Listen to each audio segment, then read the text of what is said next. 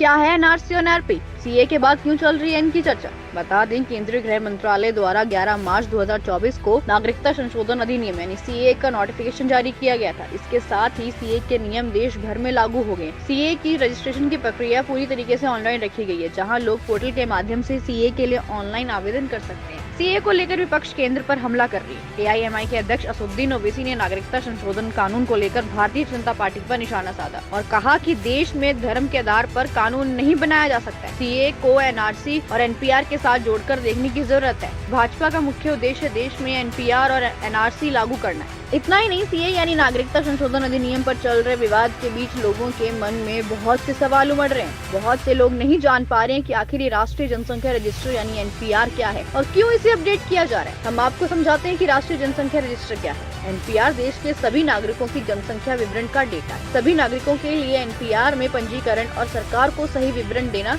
अनिवार्य है। भारत में पूर्व प्रधानमंत्री अटल बिहारी वाजपेयी के नेतृत्व वाली सरकार के तहत कारगिल समीक्षा समिति ने गैर नागरिकों और नागरिकों के अनिवार्य पंजीकरण सिफारिश को 2001 में स्वीकार किया गया था। वर्तमान में प्रक्रिया असम को छोड़कर सभी राज्यों और केंद्र शासित प्रदेशों में की जाएगी। दरअसल केंद्र और राज्य सरकार कल्याणकारी योजनाएं बनाती है, लेकिन सरकार को कोई योजना बनाने से पहले ये जानना जरूरी होता है कि जिन लोगों के लिए कोई योजना बनाई जा रही है उन लोगों की संख्या कितनी है, उनकी आर्थिक स्थिति कैसी है, उनकी क्या आवश्यकता है। चलिए जानते हैं एनपीआर में किस तरीके का डेटा शामिल किया जाएगा। तो इसमें सबसे पहले आएंगे राष्ट्रीयता घोषित व्यक्ति का नाम, फिर जन्म स्थान, फिर जन्म तिथि, फिर माँ का नाम, पिता का नाम, लिंग आदि। अब इसके बाद आप सभी के मन में एनआरसी को लेकर भी कई सवाल होंगे। तो चलिए जानते हैं क्या है एनआरसी। एनआरसी का फुल फॉर्म है राष्ट्रीय नागरिक register. National register of citizen bill एक रजिस्टर है जिसमें भारत में रह रहे सभी वैध नागरिकों का रिकॉर्ड रखा जाएगा। एनआरसी की शुरुआत 2013 में सुप्रीम कोर्ट की देखरेख में असम में हुई थी।